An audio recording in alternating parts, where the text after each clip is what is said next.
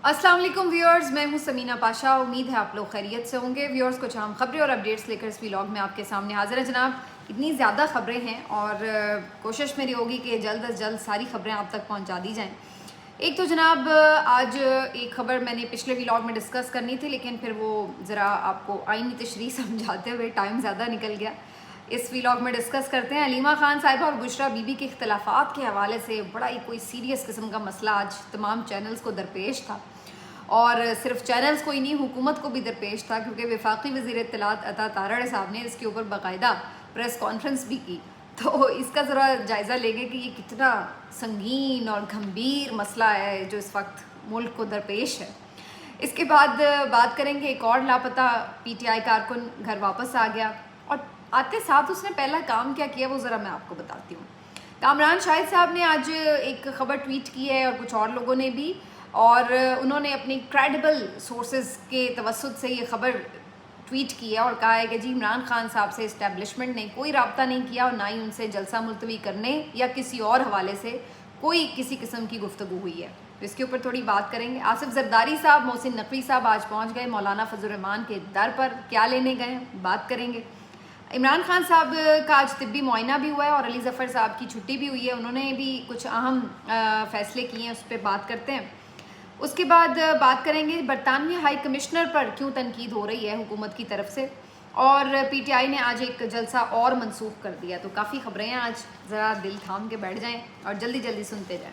सबसे पहले बात करते हैं उस अहम तरीन ख़बर की जो कि आज TV स्क्रीन्स की जीनत बनी रही, और ये ख़बर थी कि अलीमा खान साहिबा के कुछ मैसेजेस हैं जो रऊफ़ हसन साहब जब पकड़े गए थे और उनका मोबाइल कस्टडी में था, तो उस वक्त जो उसका पूरा उन्होंने किया होगा फॉरेंसिक वगैरह और मैसेजेस वगैरह सारे चेक किए वो, तो आज क्लेम ये किया जा रहा है कि उन मैसेजेस में अलीमा खान साहिबा के भी मैसेज थे जिसमें पता ये चलता है कि अलीमा खान साहिबा और बुशरा बीबी साहिबा के दरमियान बड़ी कोई लड़ाई है, और ये लड़ाई सिर्फ घरेलू हद तक नहीं है बल्कि ये पार्टी में भी बड़ी ग्रुपिंग का बाइस बनी हुई है। अलीमा खान का अपना ग्रुप है, बुशरा बीबी का अपना ग्रुप है, और ये एक इतना सीरियस मसला है इस वक्त कि बस पाकिस्तान में और कोई इससे ज़्यादा सीरियस मसला ही नहीं है। तो पहले इस मसले को हल करना है कि नंद और भाभी के दरमियान आखिर क्या इतने मसाइल हैं, और उसके साथ साथ इस पूरी चैट को लीक करने का एक मकसद और भी था। बुशरा बीबी और रऊफ़ हसन की जो चैट है वो है गुफ्तगू किस टॉपिक पर हो रही है कि जी अलीमा खान साहिबा और रऊफ़ हसन साहब को कह रही हैं कि जो बुशरा बीबी ने आपको चीज़ें कही हैं उनको फैलाया ना जाए, वो डिसइंफॉर्मेशन सेल के थ्रू वो जो बातें कर रही हैं कि इमरान खान साहब की जान ख़तरे में है और जेलर उनसे मिलने नहीं दे रहा, और अगर इमरान खान को कुछ हुआ तो जेलर को अवाम नहीं छोड़ेंगे। तो ये सारी बातों के ऊपर जो है वो चैट उनकी लीक हुई है। अब बड़ी इंटरेस्टिंग जो इसमें बात है वो ये कि पहली बात तो ये है कि अगर हुकूमत के पास अब यही चीज़ें रह गई हैं डिस्कस करने के लिए, तो फिर मेरा उनको मशवरा है कि फिर आप सुलह ही कर लें। अगर बात नंद भाभी के झगड़ों पर ही आ गई है और ये आपका सर्वाइवल है अब कि आपने इस तरह की बातों पे आके प्रेस कॉन्फ्रेंस करनी है और लोगों का वक्त भी ज़ाया करना है और PTV के वसाइल भी ज़ाया करने हैं, तो इससे बेहतर है कि आप फिर सुलह ही कर लें इमरान खान से अगर ये लेवल आ गया। दूसरी बात ये कि बुशरा बीबी साहिबा हों, अलीमा खान साहिबा हों, नंद भाभी, घरेलू झगड़े, ये वो छोटी मोटी चपलिश हर घरों में होती है, इसमें कोई ऐसी बड़ी बात नहीं है, उनमें भी हो सकता हो, मैं इसकी कोई तरदीद नहीं कर रही। लेकिन जहाँ तक ये बात है कि पार्टी में ग्रुपिंग इनकी वजह से है, ये भी मुमकिन है कि जाहिर है इमरान खान साहब के आसपास जो लोग भी हैं उनके अपने फेवरेट्स हो सकते हैं, कम फेवरेट्स हो सकते हैं, और कोई कोशिश करता है कि वो अपनी जो फेवरेट्स हैं उनको प्रोमोट करेगा इस तरह। तो ये तो एक नॉर्मल चीज़ है जो हर पार्टी में हो सकती है, जैसे PMLN में भी है। मरीम नवाज़ के भी कुछ लोग ज़्यादा करीब हैं, कुछ शहबाज शरीफ के करीब हैं, कुछ नवाज शरीफ के करीब हैं, तो ये सब चलता रहता है पार्टीज़ के अंदर। तो इसमें कोई ऐसी वो बड़ी बात नहीं है कि जी अगर कोई किसी का फेवरेट है या कोई किसी को प्रमोट करता है। PTI में भी हैं और भी जगहों पर होते हैं। फिर उसके बाद जो दूसरी इसमें बात है जो ज़्यादा सब ने जिसके ऊपर फोकस किया हुआ था वो ये था कि जी बेसिकली ये बताने की कोशिश थी कि बुशरा बीबी साहिबा जो है वो डिसइंफॉर्मेशन सेल चलाती हैं कोई, और इसकी तस्दीक खुद अलीमा खान के मैसेज से हो रही है। तो इसका आप अंदाज़ा लगा लें कि जो चैट लीक की गई है उसके ऊपर जो डेट मेंशन की गई है वो तकरीबन जून की है, जून 2023 की है। اب انٹرسٹنگ بات یہ ہے کہ جو گفتگو آپ بات کر رہے ہیں وہ تو ہو رہی ہے کہ جی جیل میں ان کو ملنے نہیں دیا گیا سیپریٹلی، یا جیلر یہ کر رہا ہے وہ کر رہا ہے. حالانکہ جون میں تو عمران خان صاحب جیل میں تھے ہی نہیں. وہ اگر جیل گئے تھے جب پہلے ان کو 9 مئی کو گرفتار کیا گیا تھا تو وہ 2-3 دن کے لیے صرف اریسٹ ہوئے تھے اور اس کے بعد ان کو رہا کر دیا گیا تھا. اور اس کے بعد جب توشہ خانہ میں ان کو سزا سنائی گئی تھی تو ان کی گرفتاری 5 اگست 2023 کو ہوئی تھی. تو جون میں تو وہ جیل میں تھے ہی نہیں. تو کس وقت ان کی یہ گفتگو بشرا بی بی صاحبہ کے ساتھ ہوئی یا ملاقات ہوئی یا نہیں ہوئی، یا جو بھی وہ اس بنیاد کے اوپر انفارمیشن پھیلا رہی تھی یا ڈس انفارمیشن پھیلا رہی تھی، تو وہ تاریخ ہی سارا پول کھول دیتی ہے کہ کس طرح کتنی حقیقت ہے اس چیٹ کے اندر. اور باقی اس میں یہ تو نہیں ڈیفینڈ کر رہی کہ کوئی گروپنگ نہیں ہوگی یا کوئی جھگڑا نہیں ہوگا، لیکن آپ اندازہ لگائیں کہ آج ٹی وی چینلز بیٹھ کر یہ چیز ڈسکس کر رہے ہیں سب سے زیادہ. تو یہ جو پاکستانی مین اسٹریم میڈیا ہے اس کے لیے بھی میرا خیال ہے کہ کچھ سوچنے کا مقام ہے کہ ایک پہلے ہی لوگ بالکل آپ سمجھ لیں کہ ابینڈن کر چکے ہیں اس میڈیا کو، ترک کر چکے ہیں دیکھنا. اور اوپر سے اس کی وجہ بھی اب ہم خود بتا رہے ہیں کہ اس طرح کی چیزیں جب ہم ڈسکس کرتے ہیں چینلز پر بیٹھ کر تو پھر اس کے بعد کیا اس کی کریڈیبلٹی بنے گی. لیکن بہرحال یہ آج سارا دن خبر کافی ہاٹ ٹاپک رہی. اب آ جاتے ہیں اس بات کے اوپر کہ کامران شاہد صاحب نے کیا ٹویٹ کیا. کامران شاہد صاحب نے کریڈیبل سورسز کے توسط سے یہ خبر ٹویٹ کی ہے، اور کچھ اور 1-2 صحافیوں کی بھی میں نے دیکھی ہے، جس میں وہ یہ کہہ رہے ہیں کہ جی یہ جو پی ٹی آئی کی طرف سے کہا گیا، اور خاص طور پر خان صاحب نے جو کل اڈیالہ جیل میں گفتگو کرتے ہوئے یہ کہا کہ جی جب ان سے پوچھا گیا کہ کس نے آپ سے رابطہ کیا تو انہوں نے اس کے اوپر صرف ایک مسکراہٹ دی اور کہا کہ جی اس بات کو چھوڑیں، اور تاثر یہ دیا کہ جی اسٹیبلشمنٹ نے شاید کوئی ان سے رابطہ کیا. مزے کی بات یہ کہ خود جو پی ایم ایل این کے ایک رہنما ہیں عقیل صاحب، ان کی طرف سے بھی جب شہزاد اقبال صاحب نے یہ سوال کیا تو انہوں نے بھی اس کا کلیئرٹی سے جواب نہیں دیا تھا کہ آپ کو پتہ ہی ہے کہ 7 بجے دروازہ کون کھلوا سکتا ہے وغیرہ وغیرہ. تو اب جب یہ سارا ایک ہائپ اس کے اوپر کریٹ ہوئی اور ظاہر ہے پی ایم ایل این کی صفوں میں بھی ہلچل ہوئی، تو اس کے بعد اب ہم نے ایک انٹرسٹنگ چیز دیکھی، وہ یہ کہ یہ کہا جا رہا ہے کہ جناب یہ جو اس طرح کا رابطے کا تاثر دیا جا رہا ہے یہ بالکل غلط ہے، اور اس طرح کی کوئی بات جلسہ ملتوی کرنے کے حوالے سے یا کسی بھی اور تناظر سے کوئی اسٹیبلشمنٹ کا رابطہ نہیں ہوا. یہ بات مان بھی لی جا سکتی کہ چلیے مان لیا، لیکن کوئی ساتھ ہی کریڈیبل سورسز یہ بھی جواب دے دیتے کہ آخر اعظم سواتی صاحب 7 بجے جب عمران خان صاحب سے ملنے پہنچ گئے تو آخر ان کے لیے دروازہ کس طرح کھول دیا گیا. جو جیل کے طریقہ کار ہیں، جو رولز ہیں، ان کو کس نے اتنا ریلیکس کر دیا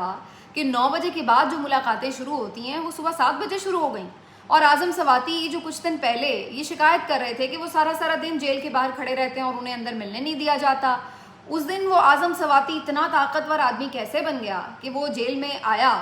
اور دربانوں نے جھک کر ان کے لیے جیل کے دروازے کھول دیے اور کپتان سے ان کی ملاقات کروا دی. تو کوئی سورسز یہ بھی خبر دے دیتے کہ یہ کیسے ممکن ہوا، صرف اس کا جواب دے دیتے تو پھر ساری بات پہ خود بخود یقین بھی آ جاتا. تو بہرحال یہ ایک انٹرسٹنگ بات ہے. مزے کی بات یہ کہ اگر اس خبر کی تردید ہوتی ہے کہ اسٹیبلشمنٹ نے کوئی رابطہ نہیں کیا، پھر بھی اس کا فائدہ پی ٹی آئی کو ہی ہے. اس کی وجہ یہ کہ اگر رابطے کی بات ہوتی تو اس پہ تو پی ایم ایل این تنقید کر سکتی تھی کہ دیکھیں جی بڑے یہ اینٹی اسٹیبلشمنٹ بنتے ہیں، اب دیکھ لیں یہ خود ان سے رابطہ کر کے بڑے خوش ہو رہے ہیں. اور اگر وہ تردید کر رہے ہیں تو پھر تو وہ خود ہی جو کوئی بھی آگے چل کے تاثر بنانا تھا کہ کوئی ڈیل ہو رہی ہے، کوئی بات ہو رہی ہے، تو وہ خود ہی یہ کہہ رہے ہیں کہ نہیں جی ہم نہیں بات کر رہے. تو یہ اگر تردید بھی کر رہے ہیں تو اس کا بھی فائدہ پی ٹی آئی کو ہے، اور اگر یہ تصدیق بھی کر رہے ہیں تو اس سے پتہ چلتا ہے کہ پھر پی ٹی آئی کی ایک اہمیت اور عمران خان صاحب کی جو اہمیت ہے وہ سمجھ میں آ رہی ہے کہ بھئی اس بندے سے بات کرنی پڑے گی. تو دونوں صورتوں میں فائدہ جو ہے وہ اس میں پی ٹی آئی کا ہی ہوتا ہے. اب آگے آ جاتے ہیں اور بات کرتے ہیں اس بات کے اوپر کہ عمران خان صاحب نے سے جڑی ہوئی 2-3 خبریں امپورٹنٹ ہیں، وہ آپ کو شیئر کر دوں آپ کے ساتھ. عمران خان صاحب کی طبیعت کے حوالے سے کچھ خبریں پھیلائی جا رہی تھی کہ شاید ٹھیک نہیں ہے، لیکن ایسا نہیں ہے. کچھ دن پہلے باقاعدہ عمران خان صاحب کے چیک اپ کے لیے ایک درخواست دی گئی تھی کہ ان کا ریگولر چیک اپ ہونا چاہیے صحت کا جائزہ لینے کے لیے. تو یہ اسی درخواست کے تحت آج ڈاکٹر عاصم جو شوکت خانم اسپتال کے ہیں وہ عمران خان صاحب کے ریگولر چیک اپ کے لیے پہنچے ہیں. ایسی کوئی خاص عمران خان صاحب کی طبیعت خرابی کے حوالے سے جو ریومرز تھیں ان میں کوئی صداقت کنفرم نہیں ہو رہی. بیسکلی انہوں نے ایک روٹین کا چیک اپ کیا ہے اور بظاہر عمران خان صاحب بالکل خیریت سے ہیں. دوسرا، عمران خان صاحب نے آج ایک اہم فیصلہ لیا ہے. علی ظفر صاحب جو کہ سینئر وکیل بھی ہیں، بیرسٹر علی ظفر صاحب مختلف مقدمات کو لیڈ بھی کر رہے ہیں پی ٹی آئی کے، اور خاص طور پر جو انٹرا پارٹی الیکشن کیس ہے الیکشن کمیشن میں اس کو بھی یہی دیکھ رہے ہیں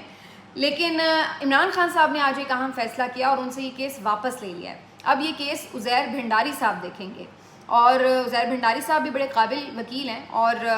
اب اس فیصلے کو کافی لوگ ایسے سراہ رہے ہیں کیونکہ پچھلے 2 انٹرا پارٹی الیکشنز کو الیکشن کمیشن مسترد کر چکا ہے اور قبول نہیں کر رہا. تو اب نئے وکیل کے ساتھ دیکھنا ہے کہ اس معاملے کے اوپر کیا پیش رفت ہوتی ہے. یہ اہم کیس ہے کیونکہ اگر یہ قبول کر لیے جائیں گے الیکشن تو پھر اس سے پی ٹی آئی کو ان کا نشان بھی واپس مل جائے گا، اور پھر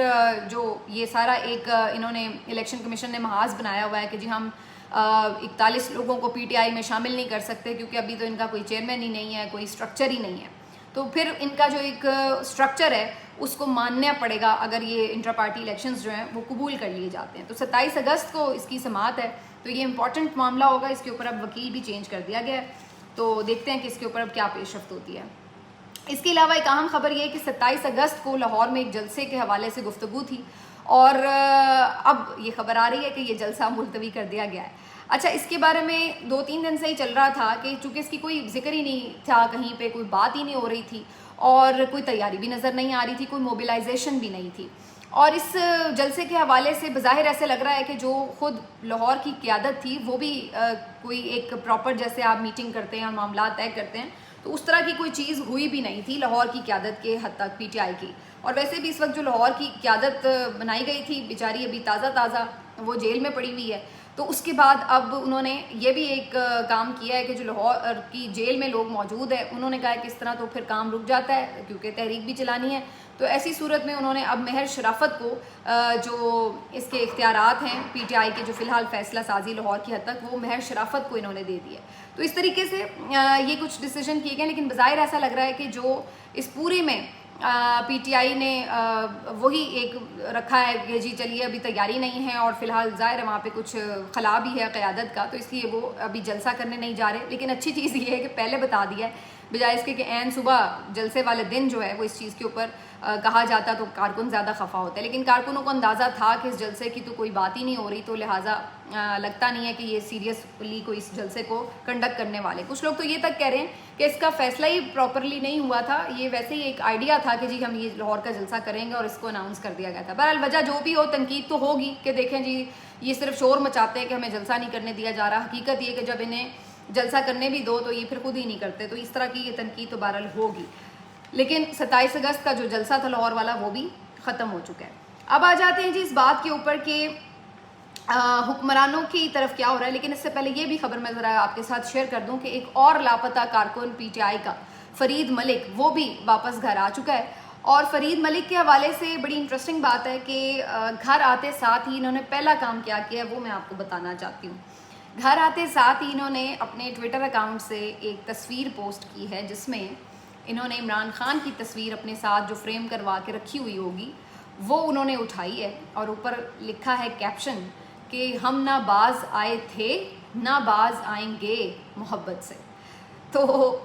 یعنی یہ کون لوگ ہیں ویسے، یہ کدھر سے آئے ہیں؟ یعنی اتنے دنوں تک لاپتہ ہیں، گرفتار ہوتے ہیں، جیلوں میں بند رہتے ہیں، پھر آتے ہیں اور پھر آ کے وہیں سے کام اسی طرح اسی جوش جذبے سے شروع کر دیتے ہیں. میں احمد جنجوا صاحب کو دیکھ رہی تھی، یہ بھی آپ کو پتہ ہے کہ ابھی جیلیں بھگت کے آئے ہیں، تو انہوں نے بھی آ کر جو پہلا ہی پورا ایک وہ میسج اپنا ٹویٹ کیا ہے، تو انہوں نے بھی بڑی اسی طرح شاعری میں بڑی جذباتی قسم کی گفتگو جو ہے وہ لکھی ہے. ادھر سے میں اون کھوسا کو دیکھ رہی تھی، ان کا جو آتے ساتھ پہلا ویڈیو میسج آیا وہ آپ ذرا دیکھیں کتنا پاورفل ہے. یقیناً آپ نے دیکھا ہوگا، آئی ایم شیور اگر نہیں دیکھا تو ضرور دیکھیں، وہ مس کرنے والا نہیں ہے کہ کس طرح انہوں نے بغیر ایک لفظ بولے اپنے پورے ایکسپریشن سے یہ بتا دیا ہے کہ خوف کو اب لوگ خاطر میں نہیں لا رہے. انہوں نے چند سیکنڈ کا یہ ویڈیو کلپ بنایا ہے کہ جس میں وہ پہلے ایکسپریشن دے رہے ہیں کہ وہ بہت خوفزدہ ہیں، اور اس کے بعد ایک دم سے ان کے چہرے پہ مسکراہٹ آنے لگتی ہے، اور وہ پھر بڑی بھرپور قسم کی ایک مسکراہٹ سے باقاعدہ یہ تاثر دے رہے ہیں کہ بھائی آپ سے اب ہم خوفزدہ نہیں ہیں.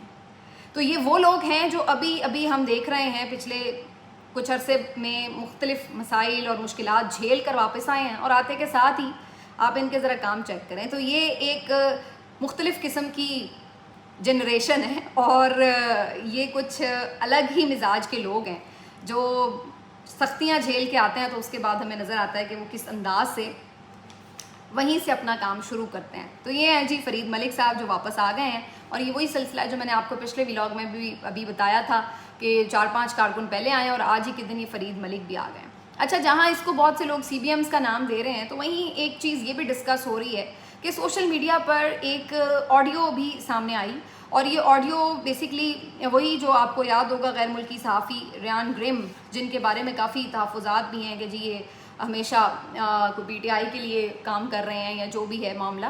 تو انہوں نے ہی یہ آڈیو جو ہے بیسکلی پوسٹ کی ہے اپنے جو ان کا اکاؤنٹ ہے وہاں سے. اور یہ مبینہ آڈیو, میں اس کو مبینہ ہی کہوں گی, میرے پاس اس کی کوئی فورینزک اوتھینٹک تصدیق نہیں ہے, لیکن اس میں بیسکلی وہ دکھایا یہ ہوا ہے کہ جو لاپتہ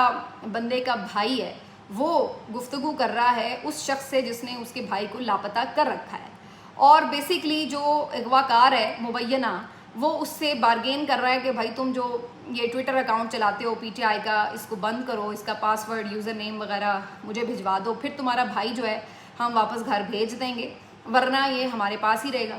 اس کے بعد وہ جب اس پہ انکار کرتا ہے تو پھر یہ بھی بظاہر اس میں سنوایا گیا ہے مبینہ طور پر کہ اس کے اوپر تشدد ہوا ہے, اس کی چیخنے کی آواز بھی آتی ہے, لیکن یہ جو بندہ ہے جو کہ اکاؤنٹ ہولڈر ہے یہ باقاعدہ کہتا ہے کہ بھئی نہیں ایسا تو نہیں ہے, اس کو بھی چھوڑو, گھر بھیجو, اور پھر اس کے بعد میں اس کے اوپر جو ہے وہ یہ بارگین ہوتی ہے پھر دونوں کے درمیان, اور کہتا ہے کہ میں چلو 5 دن اکاؤنٹ پہ نہیں ٹویٹ کروں گا, اور اس طرح کر کے معاملات سیٹل کچھ ہوتے ہیں. لیکن بہرحال اس آڈیو کا ایک امپیکٹ یہ آ رہا ہے کہ دیکھیے اس انداز سے لوگوں کو باز کیا جا رہا ہے کہ سوشل میڈیا پر اظہار رائے نہ کریں. اب یہ آڈیو کتنی اوتھینٹک ہے یا نہیں ہے یہ تو معلوم نہیں ہے, لیکن بہرحال یہ کافی آڈیو جو ہے وہ وائرل بھی ہوئی ہے. تو بہرحال یہ چیزیں بھی ساتھ ساتھ چل رہی ہیں. اب دیکھتے ہیں اس کے اوپر ریاکشن کیا آتا ہے. ابھی تک تو کوئی ریاکشن نہیں آیا. اس سے پہلے البتہ اسی صحافی کے اوپر کلیم کیا گیا تھا کہ مقدمہ بھی دائر کیا جائے گا, کیونکہ اس سے پہلے بھی انہوں نے ایک خبر بریک کی تھی